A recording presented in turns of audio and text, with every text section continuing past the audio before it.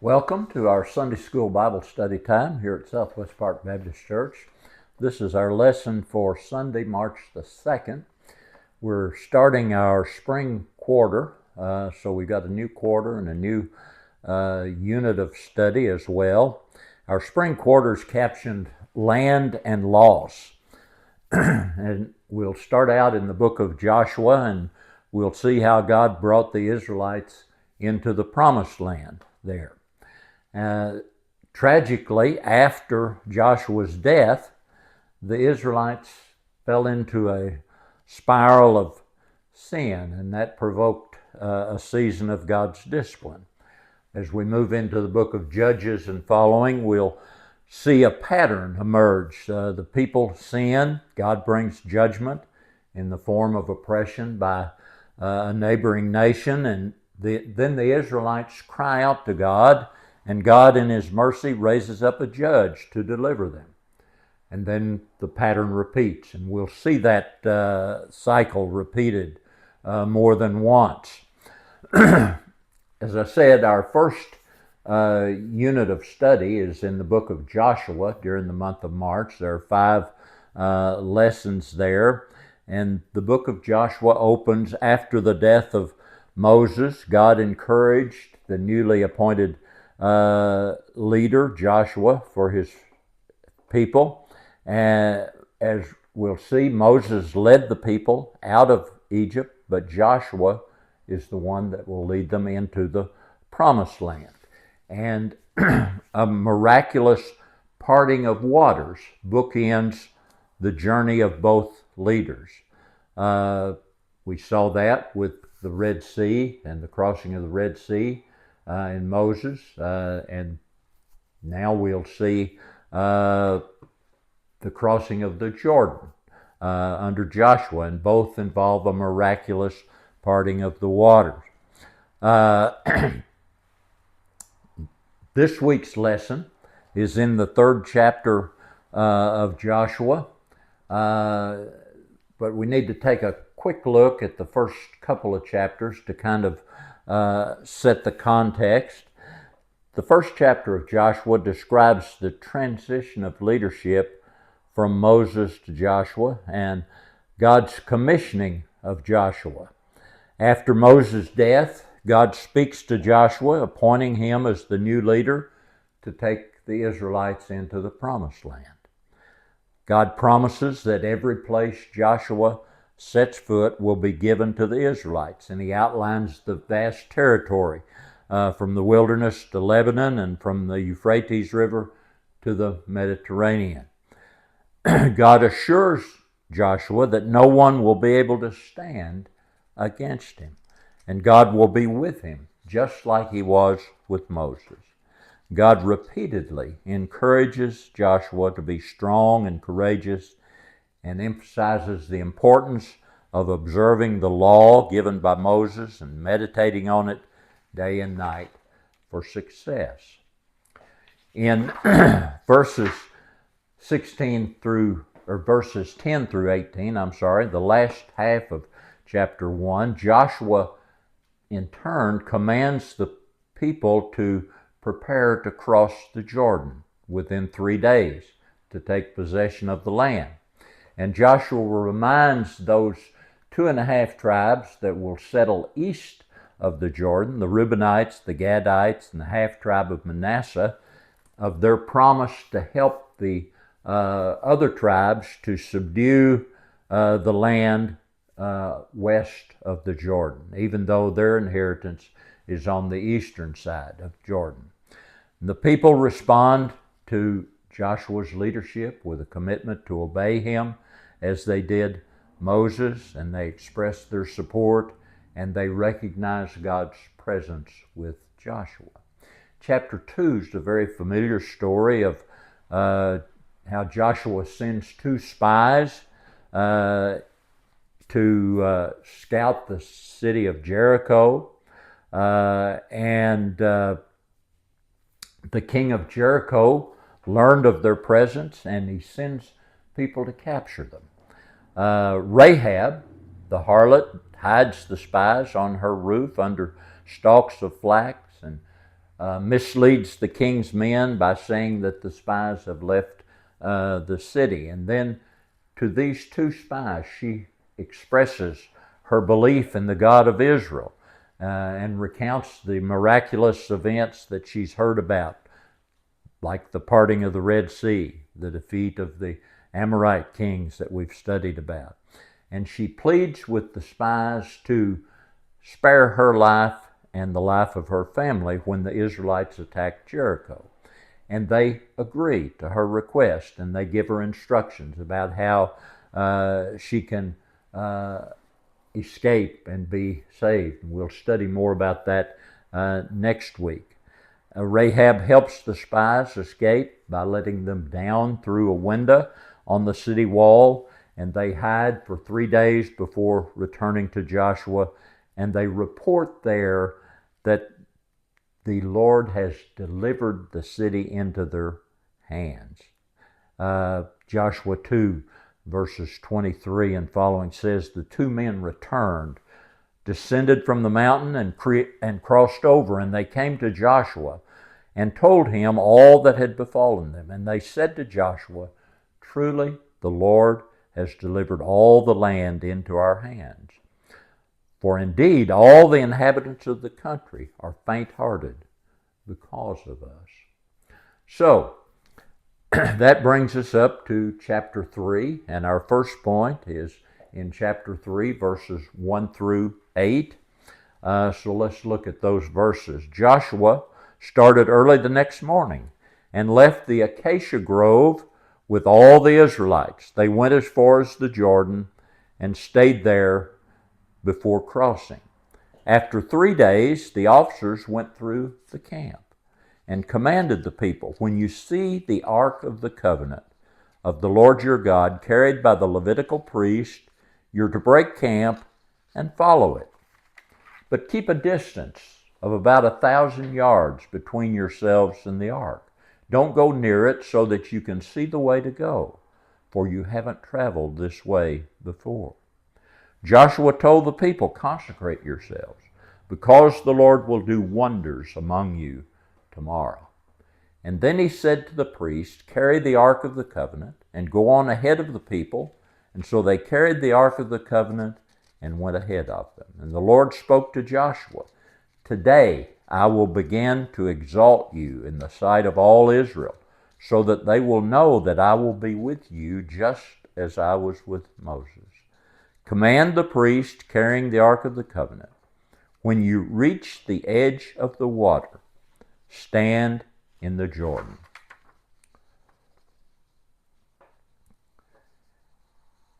So now that the land has been scouted, the spies have returned with their report, Joshua and the Israelites are going to enter the promised land.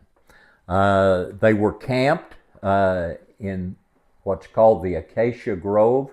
Some of your translations will identify this as Shittim there, or Abel Shittim. It's located in the plains of Moab, east of the Jordan River, north of the Dead Sea.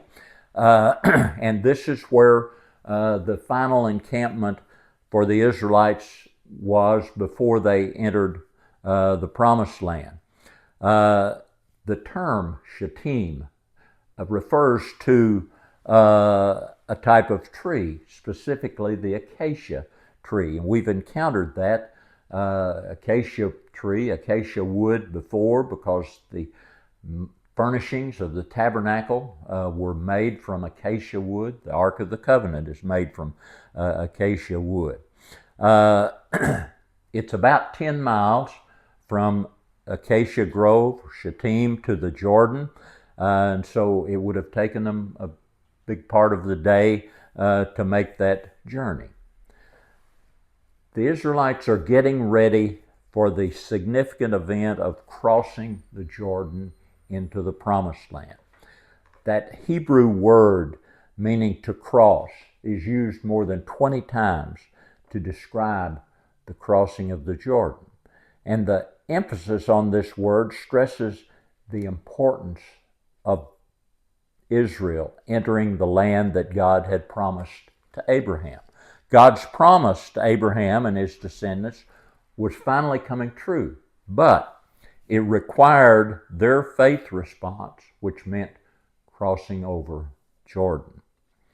After 3 days, it says, the officers went through the camp. That after 3 days is a Hebrew idiom that literally means on the third day.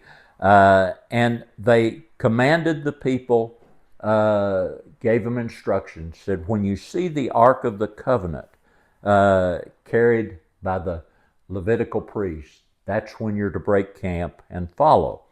The Ark of the Covenant, of course, is a very significant item for Israel. It was constructed about 40 years earlier at Sinai out of acacia wood, as we talked about there. It's a gold-covered box that represents the special presence of God with his people, and it's associated with the throne of God. It's where the high priest sprinkles blood to atone for the sins of the people each year. And as God led the Israelites through the wilderness, the ark will lead the people into the promised land, and eventually it'll come to rest in Jerusalem. The presence of the Ark of the Covenant that symbolized God's presence among the people indicates that the crossing of the Jordan here was a religious procession. When it was carried across the Jordan by the priests, the Lord was marching in to possess the land, just as he had promised Abraham and Isaac and Jacob. And you notice that it's only when the Israelites see the priests set out with the ark that they're to move. They must wait until the appropriate time to advance.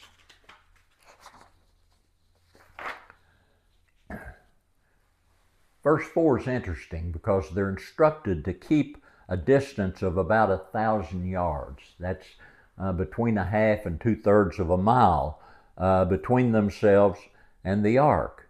So you might ask, well, why keep the people at such a distance from the ark? And the Quest Study Bible says the people were always kept at a distance because it represented God's holiness and presence. Only the priests could come near it as they served as intermediaries between the people and the Lord. So another reason for the distance is so the Israelites can see the ark clearly and follow its path, ensuring they know the way to go. Verse 4 tells us that. Don't go near it so you can see the way to go because you haven't traveled this way before. It was crucial for them to have a clear view of their divine guide. Remember that this is a huge group of people, and the distance from the ark allowed everyone the opportunity to see and follow. The ark, representing God's presence, leads the way, and that emphasizes the importance of divine guidance when we enter uncharted territory. Our lesson writer makes the point that we must recognize and celebrate God's presence with us in Christ and through the Holy Spirit, but this passage also emphasizes following God's lead. And they reiterate the command to keep 1,000 yards from the Ark of the Covenant. The distance was so they could all see what God was doing. We must follow God and yet not get ahead of him or crowd him out. Joshua next instructed the people to consecrate themselves. The people were to be holy because God's holy. The ark was holy. The event itself, crossing Jordan to possess the promised land, was holy. So the consecration involved bathing, washing their clothing, and abstinence from sexual activity. Joshua tells them, consecrate yourselves and you're going to see remarkable things, miraculous things tomorrow. Amazing things means miraculous things. And the miraculous act that God would do at the Jordan would once again demonstrate that God is the one true God. It would also affirm Joshua as the successor of Moses. So Joshua tells the priest, carry the Ark of the Covenant and go ahead of the people. And their prompt obedience highlights the reverence for God's guidance. The Ark of the Covenant symbolized God's presence among the Israelites, and its position at the front there of the procession underscored that they were following God into the promised land. In verse 7, the Lord spoke to Joshua and said, "Today I will begin to exalt you in the sight of Israel, so that they will know that I'll be with you, just as I was with Moses." So the Lord makes sure that Joshua understands the significance of what's about to happen. Israel will regard Joshua as they did Moses. Now, God had made promises to Joshua when he called Joshua to succeed Moses. If you go back to chapter 1, starting at verse 5, God says to him, "No man shall be able to stand before you all the days of your life. As I was with Moses, so I will be with you. I will not leave you nor forsake you. Be strong and of good courage, for to this people you shall divide as an inheritance the land which I swore to their fathers to give them. Only be strong and very courageous, that you may observe to do according to all the law which Moses my servant commanded you. Do not turn from it to the right hand or to the left, that you may prosper wherever you go." So God had made promises, and now those promises are going to be realized. The people will understand that God is with Joshua just like he was with Moses. In verse 8, Joshua gives a command to the priest. When you reach the edge of the water, stand in the Jordan. That command sets the stage for the miraculous parting of the Jordan River that we're going to see, demonstrating God's power and presence among the Israelites. And as we'll see, the priest's obedience to this command leads to the waters being stopped, which allows the nation of Israel to cross on dry ground. It took faith, courage for the priests to do their job, but they trusted God and they were obedient, and they relied on the faithfulness of God's word. Point 2, verses 9 through 14. So let's take a look at that. Then Joshua told the Israelites, "Come closer and listen to the words of the Lord your God." He said, "You will know that the living God is among you, and that he will certainly dispossess before you the Canaanites, Hittites, Hivites, Perizzites, Girgashites, Amorites, and Jebusites. When the Ark of the Covenant of the Lord of the whole earth goes ahead of you into the Jordan, now choose 12 men from the tribes of Israel, 1 man for each tribe. And when the feet of the priests who carry the Ark of the Lord of the whole earth, come to rest in the Jordan's water, its water will be cut off. The water flowing downstream will stand up in a mass. And when the people broke camp to cross the Jordan, the priests carried the Ark of the Covenant ahead of the people."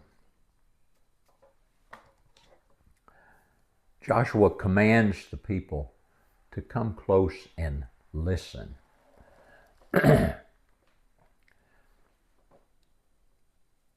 And when they listen, they will understand and be assured that they will win their battles.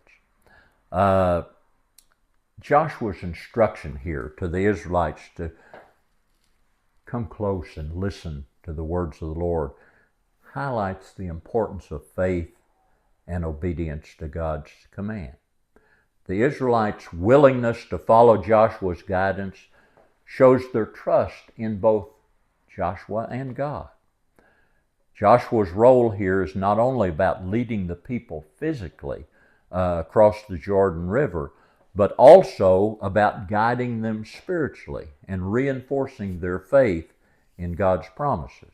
There are many Bible verses that emphasize the importance of listening to and following God's guidance.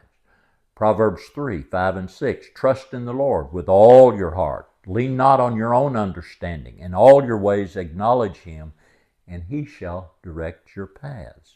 Psalm 32, 8 says, I will instruct you and teach you in the way you should go. I will guide you with my eye. John 10, 27, Jesus says, my sheep hear my voice, and I know them, and they follow me. So, the instruction here to come close and listen is important.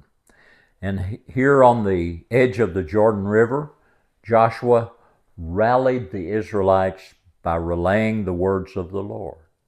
You will know that the living God is among you, he says. That truth is central to all of life. The problem is that we often fail to recognize it. God knows our greatest need is not to conquer an enemy or take land, but to experience His presence with us. Everything else is a bonus. Everything good in life flows from that fountain of grace, God's presence. The term living God is significant for a number of reasons. In biblical times, many of those surrounding nations worshiped idols and lifeless statues. Referring to God as the living God emphasizes that He's active, dynamic, real, unlike these inanimate idols that the people around them worshiped. The term also underscores God's ongoing involvement and presence in the lives of His people. He's not distant or detached, but actively engaged with and guiding His followers. Joshua uses that term, living God, to reassure the Israelites of God's active presence and power among them. And he affirms that God will lead them to victory over their enemies. The living God describes God's closeness to the people and His amazing acts for them. Psalm 42:2 says, my soul thirsts for God, for the living God.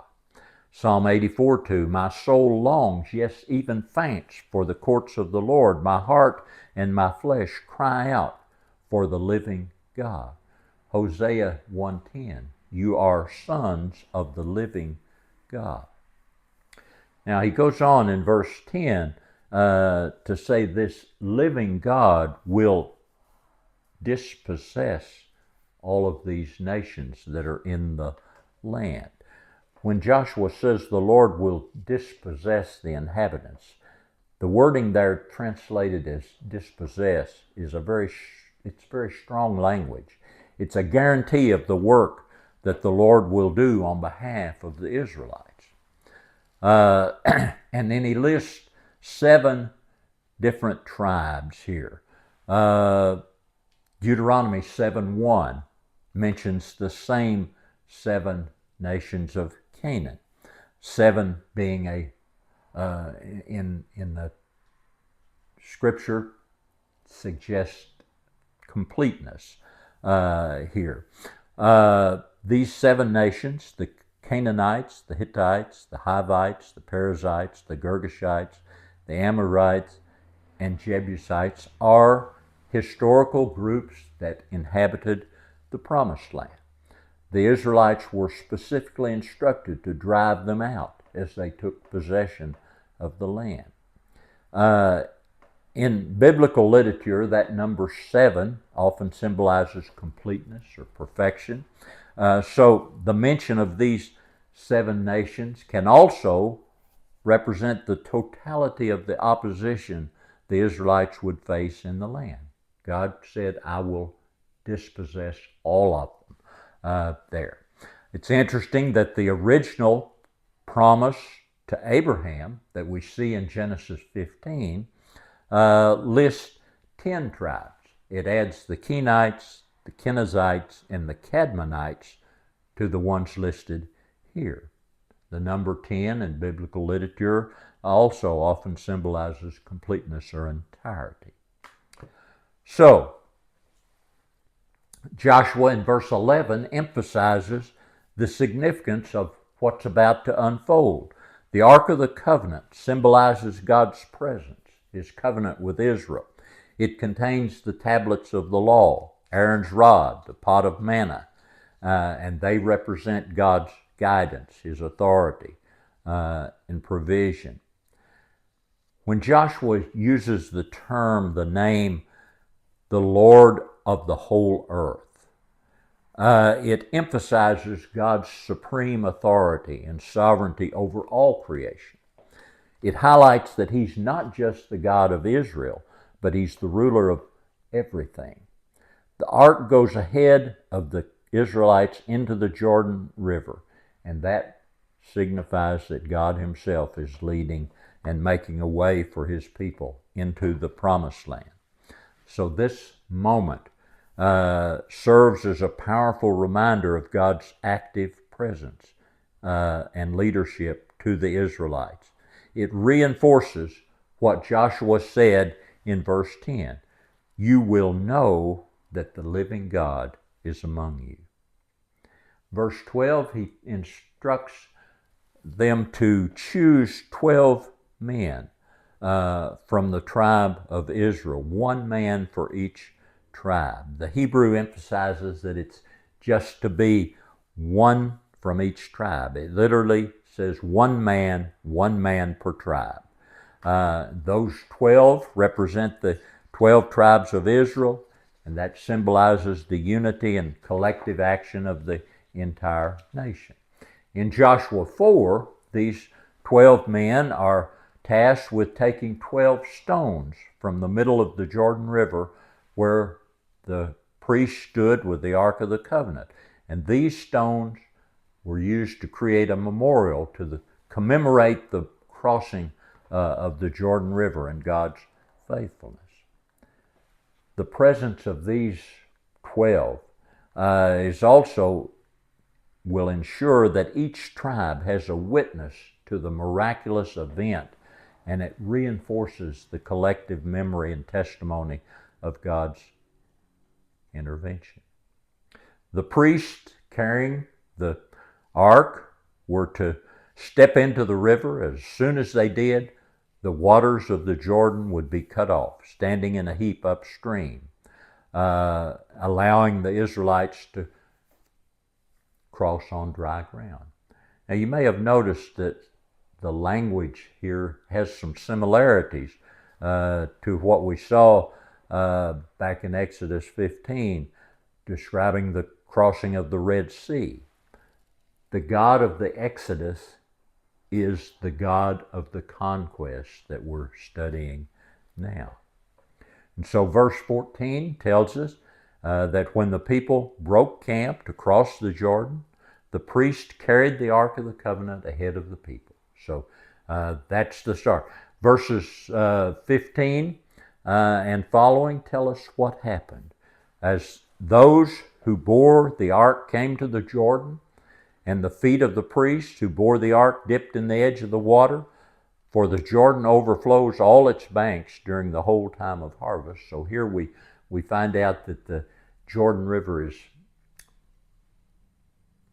larger than normal because it's flood time here.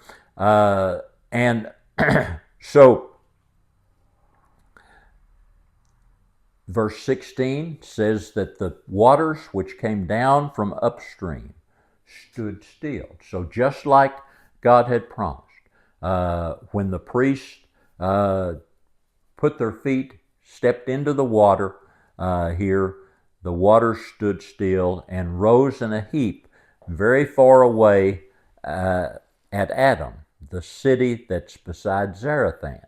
So the waters that went down into the Sea of Arabah, the Salt Sea, failed and were cut off, and the people crossed over opposite Jericho.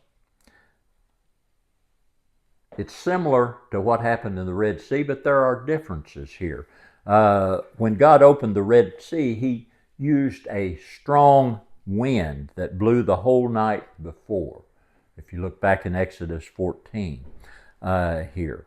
And that wind is described in Exodus 15:8 as the blast of God's nostril. And with the blast of your nostrils, the waters were gathered together, the flood stood upright like a heap, the depths congealed in the heart of the sea. So here, there's no mention of a wind or anything like that, just that when the priest stepped into the waters stopped flowing and stood up. So how did God stop the flow of the Jordan?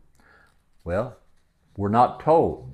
History records two other historical events. In 1267, part of the banks of the Jordan collapsed, caused the river to dam for 16 hours, and it stopped there. In 1927, an earthquake collapsed part of the banks of the river and completely blocked the water for more than 21 hours there. So there have been some instances where it happened because of natural events there. In the Believer's Bible Commentary, William MacDonald makes the point that D.K. Campbell argues that there's much here to suggest not just a natural event, but a special miracle. Many supernatural elements were brought together. The event came to pass just like predicted. The timing was exact. The event took place when the river was at flood stage. The wall of water was held in place for many hours, possibly an entire day, and the soft, wet river bottom became dry at once, and the people were able to cross. The water returned immediately as soon as the people had crossed over and the priest came up out of the river. If you look in 2 Kings 2, centuries later, the prophets Elijah and Elisha crossed the same river on dry ground.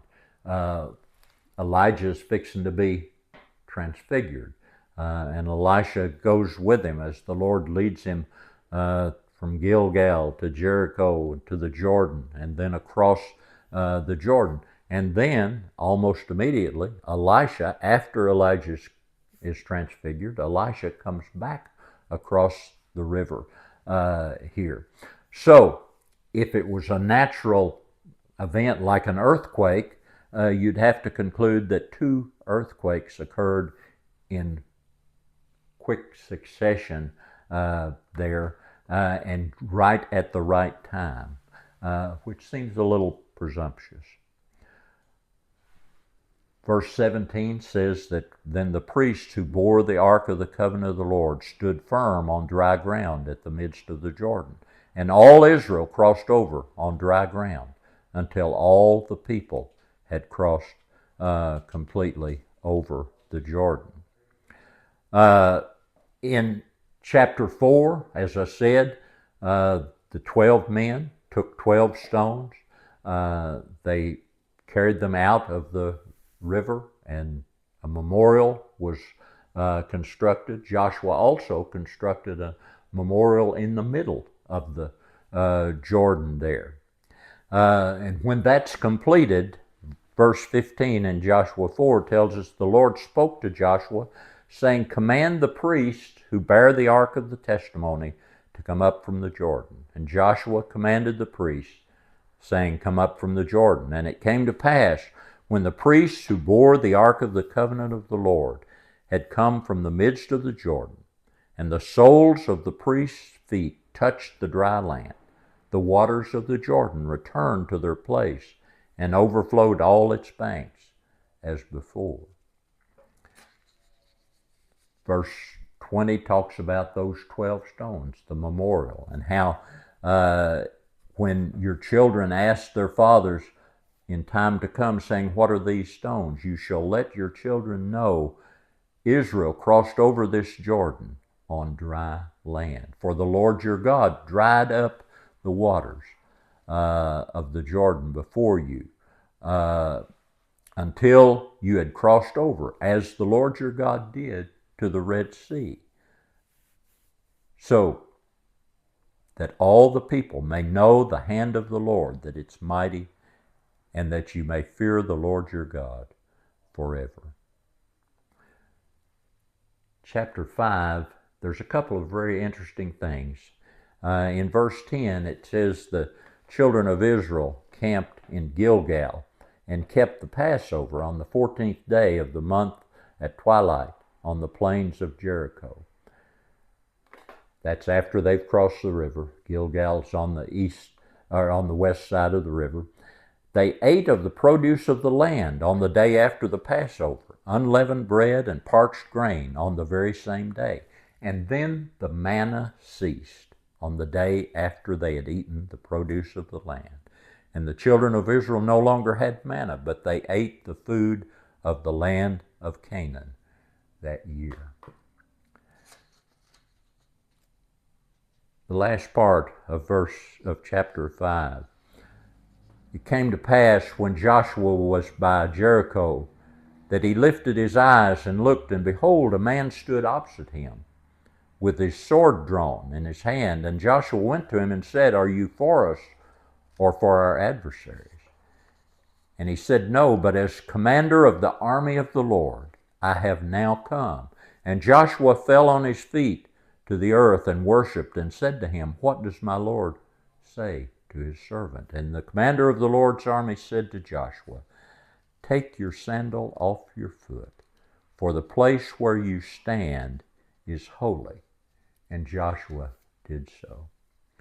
So in this crossing of the Jordan and the events right after it, we see a lot of similarities with the people's deliverance at the Red Sea. And that helped to establish Moses' credentials as leader. And so we see the same kind of things happening here with Joshua. The parting of the Jordan River and the people crossing on dry ground. The appearance of the commander of the Lord's army has some similarities to the burning bush incident with Moses. In both cases, they're instructed to take off their sandals, for you're standing on holy ground. So in all of this, God affirmed Moses' place as leader, and now he's doing the same thing for Joshua. Our lesson writer makes the point that if Moses led God's people to the great exit, Joshua led God's people to the great entrance.